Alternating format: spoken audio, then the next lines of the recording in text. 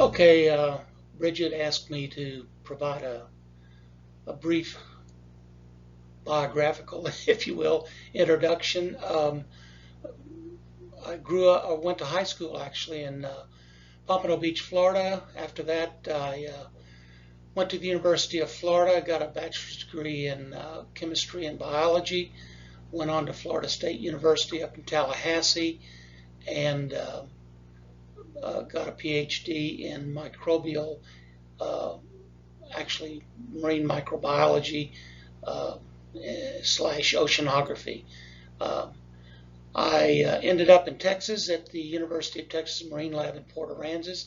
After that, on a postdoctoral fellowship, worked for about 3 years, continuing what I had done for my dissertation, which was to develop and see if we could come up with a commercial application of microorganisms that would rapidly degrade crude oil in the ocean environment. That was about the time when I was in school that we were beginning to have several major oil spills around the world, and there was available funds for research at that time. I was there about 6 years. Spent a year after that with my own business that I started. It was a marine specimen supply lab. I primarily supplied medical researchers with live marine organisms such as electric rays that they then used in their research. Probably one of the most enjoyable careers that I had. Unfortunately, I was not nearly as good a business manager as I was a biologist, so after about 5 years that folded. I then took a job with Texas A&M AgriLife as an extension specialist, a marine extension specialist, and went through over the next 42 years, I believe it was, until I retired a couple of years ago.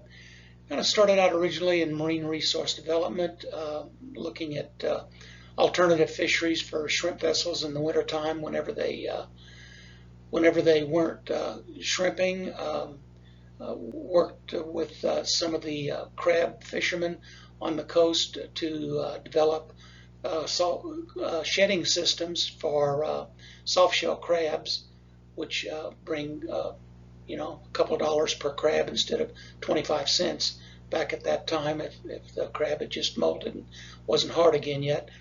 After that, I kind of went through a phase of looking at various environmental quality parameters, particularly as they related to estuarine quality and how that might affect the shrimp, crabs, and finfish that were being commercially and recreationally caught at the time in Texas bays and estuaries. And the last about 10 years, actually I acquired a 57-foot shrimp boat, converted it into got a Coast Guard certified so we could haul passengers, and spent the last about 10 years taking students out on the bay for 1.5 to 2 hour trips where we introduced them to the marine environment, starting with the microscopic plant and animal life that you're going to see in some of these videos, and concluding with pulling a shrimp trawl where we caught up everything from shrimp, blue crabs, finfish, squid, you name it. So that, in a nutshell, is my introduction. The following is a 4-part series developed for Texas Master Naturalist training. Each of these hopefully will be about a half an hour in duration. First one, we're going to talk a little bit about the formation of the barrier islands along the Texas coast that are an integral part of our estuaries. Okay, this slide depicts the formation of Texas estuaries. Actually, the formation of the barrier islands. The estuaries are behind the barrier islands. starting, as you can see here, about 18,000 years ago. Was the height and the end of the last glacial period here in North America, the Wisconsin glacial stage. The shoreline was, here's the present day shoreline. Shoreline at that time was about 100 to 150 miles offshore.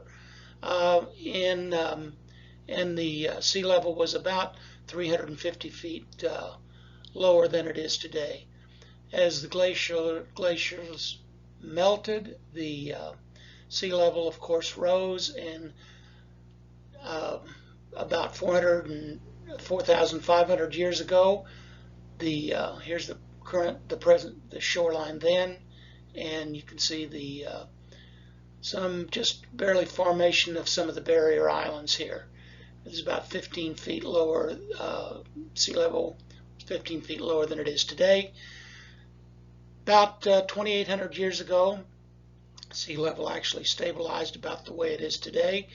And at that time, there were a series, these little pieces of land here had been cut off and inundated from behind. These are rivers and our estuary starting to form here. And these were all disconnected, little barrier islands or spits.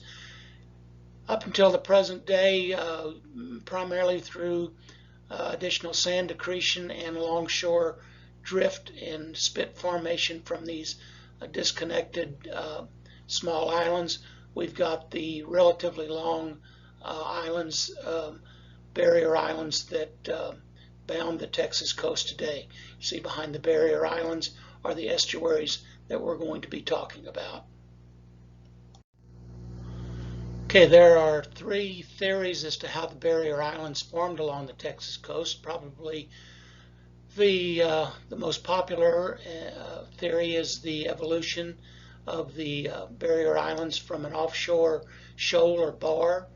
Sand began to build up, formed an offshore shoal like you see today if you go to a Gulf of Mexico beach. Eventually this shoal, primarily through major storms, built up more sand until it ultimately was higher than sea level, and a barrier island formed, trapping seawater behind it in a lagoon.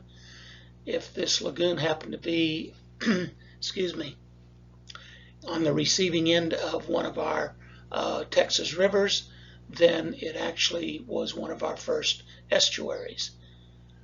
Second theory is that there was a lot of longshore drift that I referred to in the previous slide, where the currents running along the coast paralleled the coast and carried sand from some of these barrier islands down again along the offshore of the coast, but trapping lagoon areas behind it, just like you see here. Occasionally the storms would come by and breach this, so you would have a relatively smaller barrier island that would also begin to accrete and grow. So that's a second way that the barrier islands are thought to have formed. Third is basically where you have a mainland beach ridge that forms similar to the formation up here from offshore shoulder bars, and you actually then get submergence of the land behind it, and through some of these storm breaches, filling in the lagoon. And again, if the lagoon has a river running into it, then it's no longer a lagoon, it becomes an estuary. So again, those are, and actually the barrier islands along the Texas coast are probably a combination of all three of these. Okay, this slide just kind of defines an estuary that again by definition is a coastal body of water where fresh water supplied primarily by a river, needs to have a river system coming into it, not just surrounding land surface runoff, um,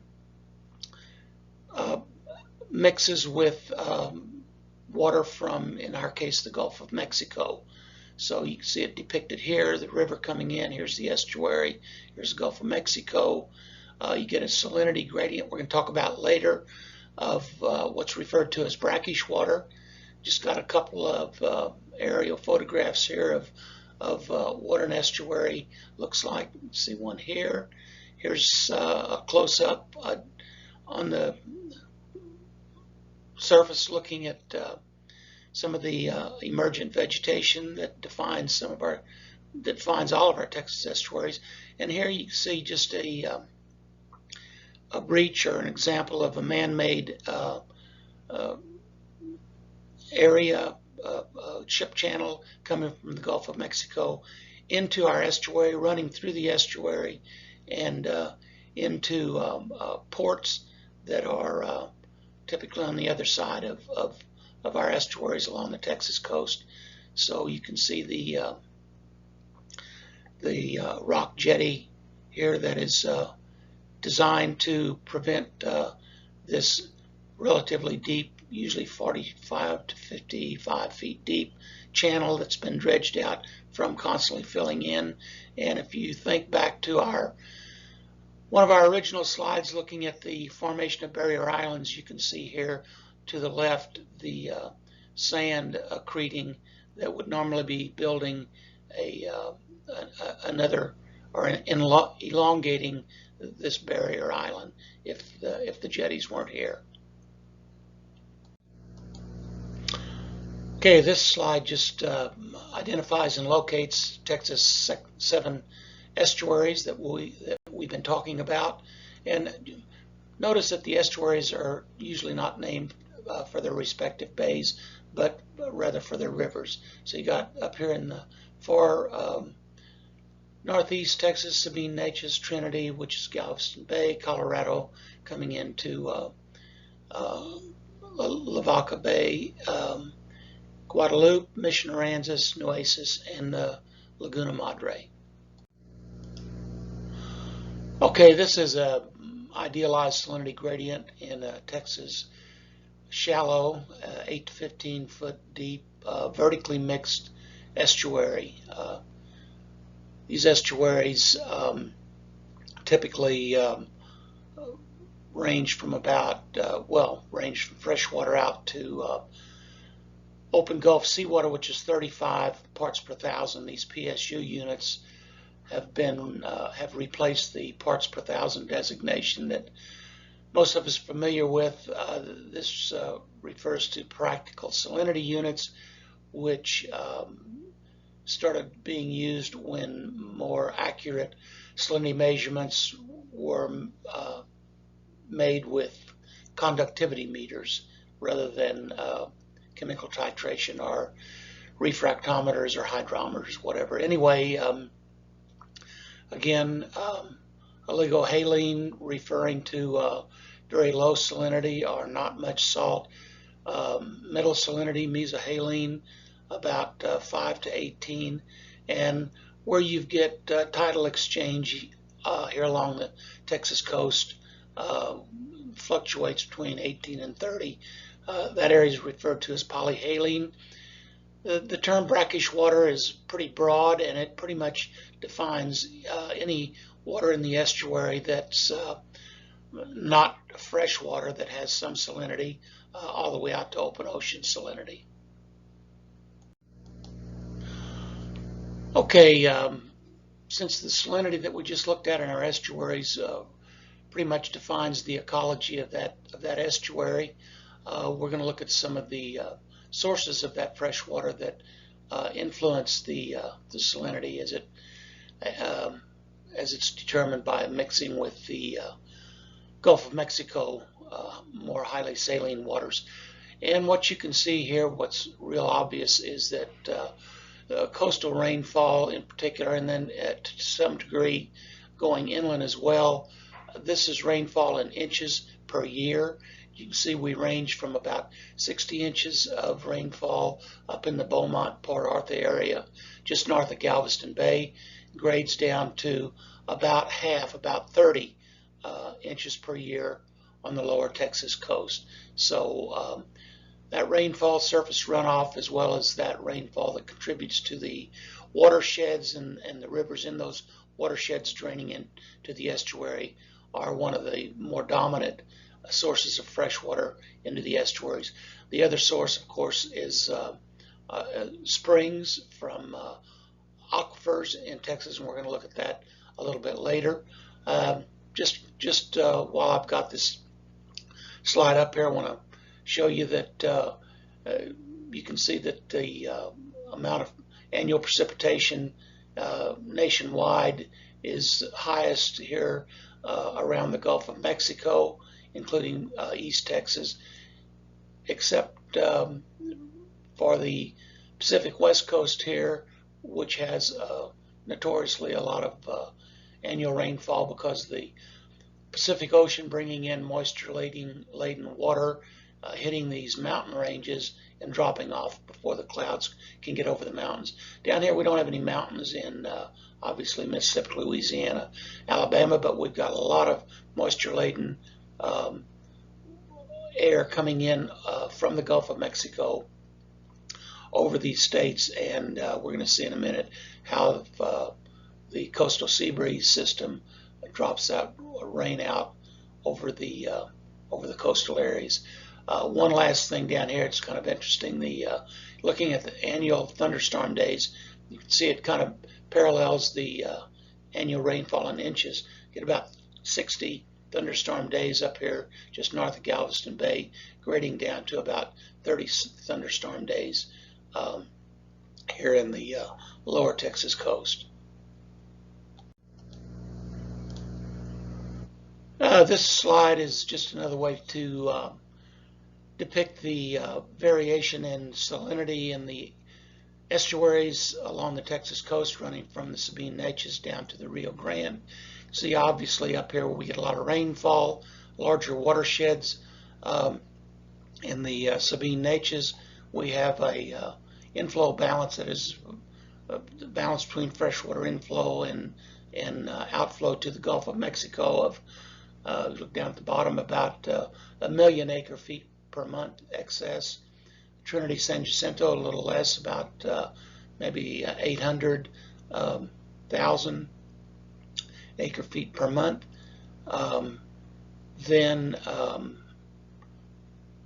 come down here to the lower Colorado, or the Lavaca, Colorado.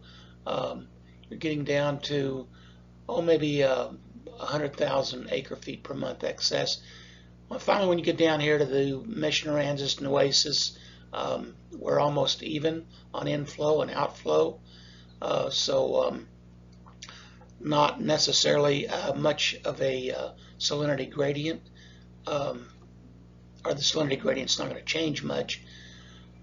And when you get to Lower Laguna Madre, of course, we've got one of the relatively few hypersaline meaning salinities averaging higher than the Gulf of Mexico at 35 parts per thousand. So we got the Laguna Madre down here that's very shallow, gets a lot of evaporation, not much river inflow. The only river would be from the Rio Grande, and that just flows intermittently.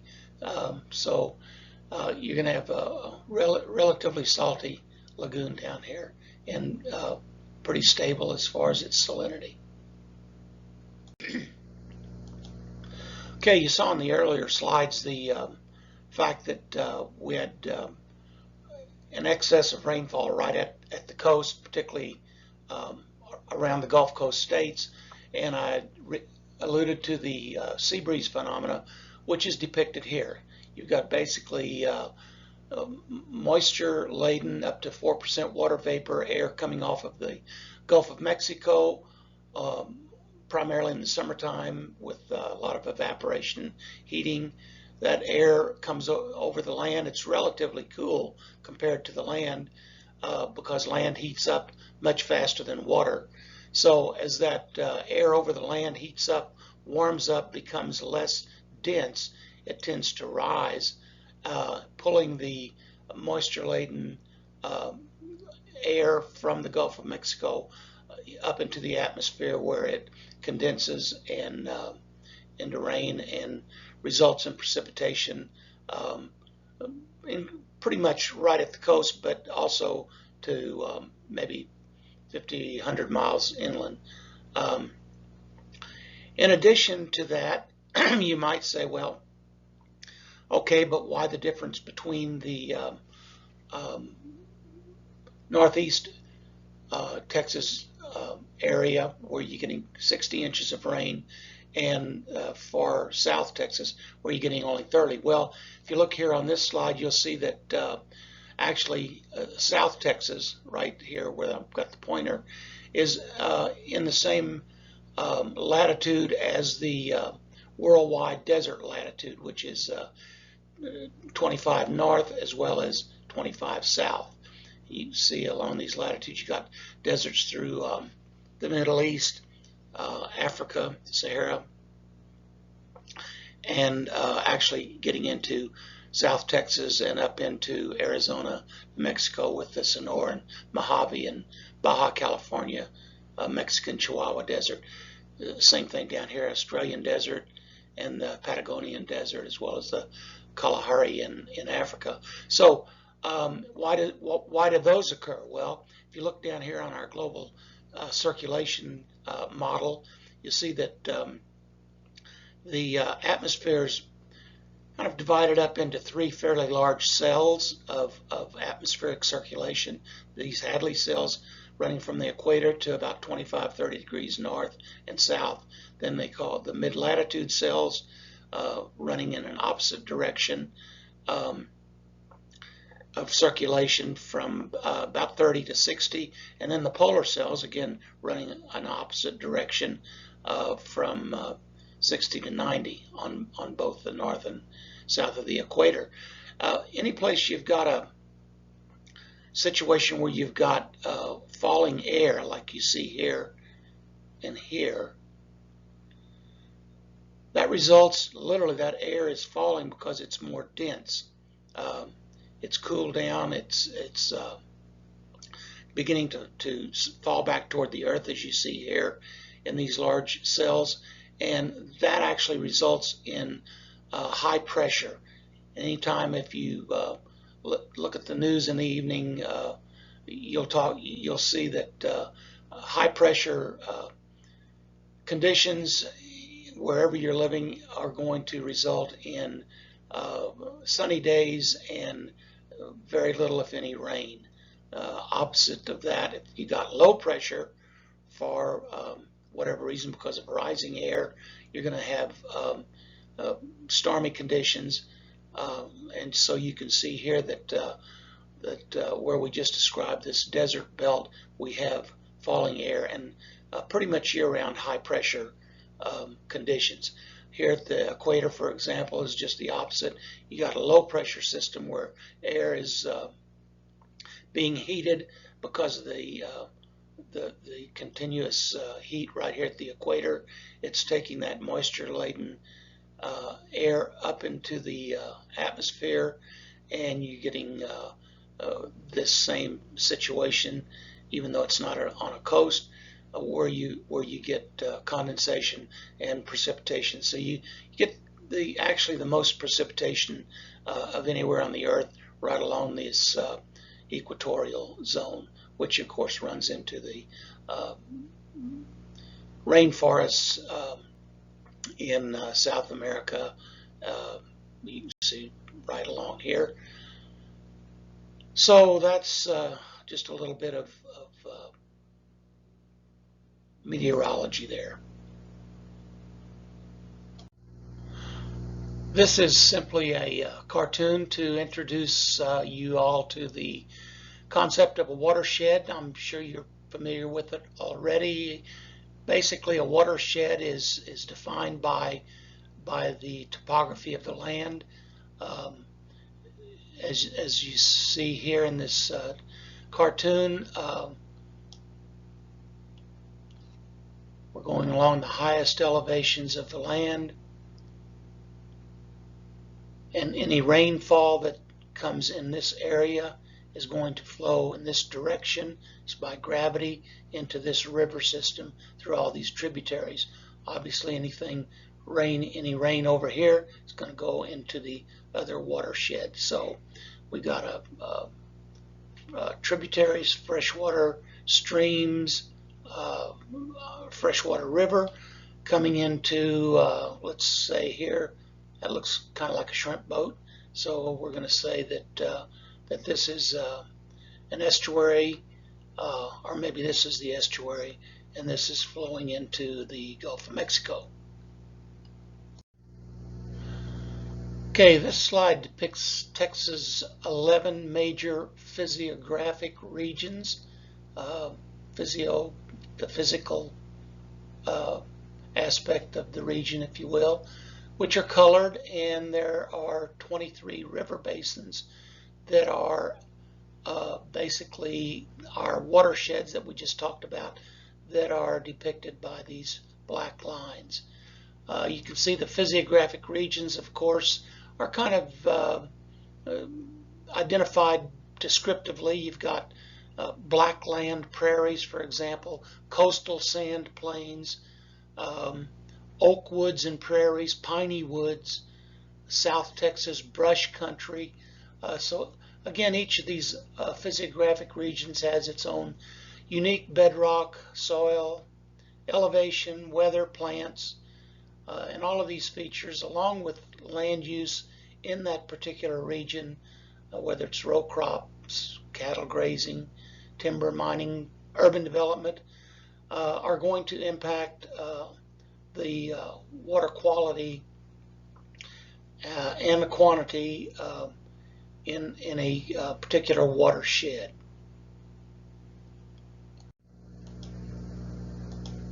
This is just another depiction of what we had on the previous slide, except instead of colored physiographic regions, now we've got colored river basins. And I just want to show this quickly to give you some idea of the variety of sizes and drainage areas of the river basins flowing into our Texas estuaries. So again, it's not only the amount of rainfall, it's the size of the watershed, which is defined by the topography that we saw in the cartoon slide, that's going to determine the amount of fresh water that each of our 7 estuaries receives. Okay, I've got this slide up here just primarily to show you this website. If you got a pencil handy, jot it down. Originally, I could, on the original PowerPoint presentation, I could just point to it and click on it, and it would bring the website up. For some reason, this audio doesn't, so please write it down, and we're going to talk a little bit about what it'll take you to in the next slide. Okay, when you go to that website, you will first get a page that says, do you want to open it up? You obviously click yes. Then you will see a slide of the entire United States. What you want to do is take the roller on your mouse and scroll in to where you're just highlighting Texas. And once you do that, right up in here, you'll see, do you want to go downstream or upstream? And I would, if I were you, click on upstream. Then take your pointer and go down to any of these bay systems that you want. I went to San Antonio Bay, and I went to right here, and I left clicked here, and this is what popped up. This entire detailed watershed. You can actually then scroll in and identify each of these little creeks that contribute to the watershed. Now actually the San Antonio Bay is fed by two watersheds. If you click right here, you'll get this watershed, which is the San Antonio watershed, and if you click right here, you'll get this watershed, which is the Guadalupe watershed. Of course, I clicked down here, so I got them both. But again, there's just a wealth of information that you can go to. You can find particular latitude, longitude. The names of the towns are around these little stream areas, so that if you're talking to students, for example, that may come from somewhere around the San Antonio, even San Marcos area, you can actually go to their town, and if they've got a stream running through it that they might not even be aware of themselves, you can point that out to them and let them know that, you know, they're part of the or their stream is part of the watershed that ultimately impacts the quality and the quantity of water reaching our estuarine systems on the Texas coast.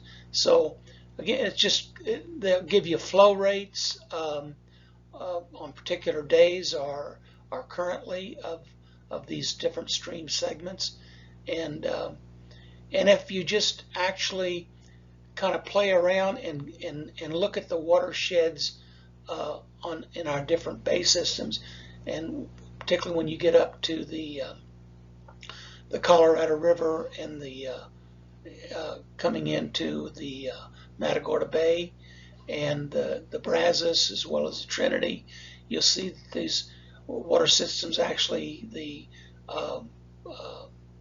water basins, the watersheds, actually go all the way across the state of Texas and out into neighboring states. So again, it's just, if you've never been to it before, please go back and get that website and click on it.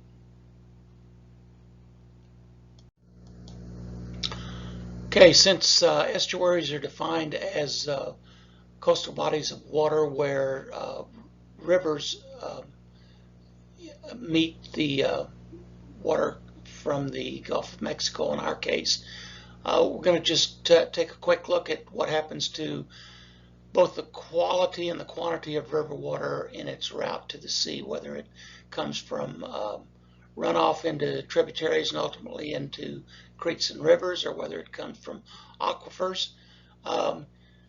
Need to let those of you that weren't aware know that Texas doesn't have many natural lakes. There's only two that we have: Caddo up in East Texas and Green Lake just south of Port Lavaca. But we do have a slew of reservoirs. 188 of them are over 5,000 acre feet, and 8 of them are much larger at 1 million acre feet capacity.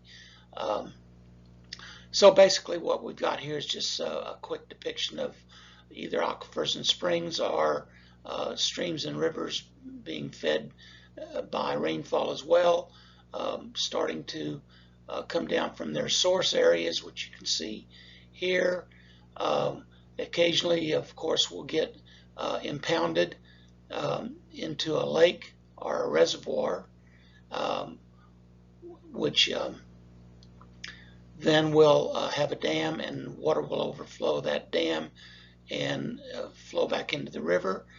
You'll have some freshwater wetlands in the areas next to the river, and that'll eventually come down into our bays and estuaries, which you see depicted here to the right, and ultimately that estuary will flow into the Gulf of Mexico, which you can see here. So that's okay. This slide depicts the other source of fresh water excuse me, that feed into the rivers and streams that that feed into our estuaries. So what I've shown here are the color-coded. I kind of apologize. I do apologize for the poor quality of this. I could never get it to focus right, but you can see all the different colors. There are basically 13 major aquifers throughout the state of Texas. Some of them run into other states as well. Again, just to pick one as an example, for Mid-Coast Master Naturalist, I picked the San Antonio and Edwards aquifers that again feed into the San Antonio River and into the Guadalupe River, that both combine to feed into San Antonio Bay. Source of one of these is the Blue Hole in San Antonio Springs. There's the Edwards Aquifer Springs in Kerr County. Actually, the Kerr County Edwards Aquifer feeds into the San Antonio Springs, so you can see one of the highest elevations for the Kerr County, which is going to give you the hydraulic head that you need to move that water underground. It's about 2,500 feet. By the time it gets to San Antonio, the aquifer is at about 650 feet above sea level, but still quite sufficient to then provide enough of a head to have water flow down to the coast and enter into San Antonio Bay.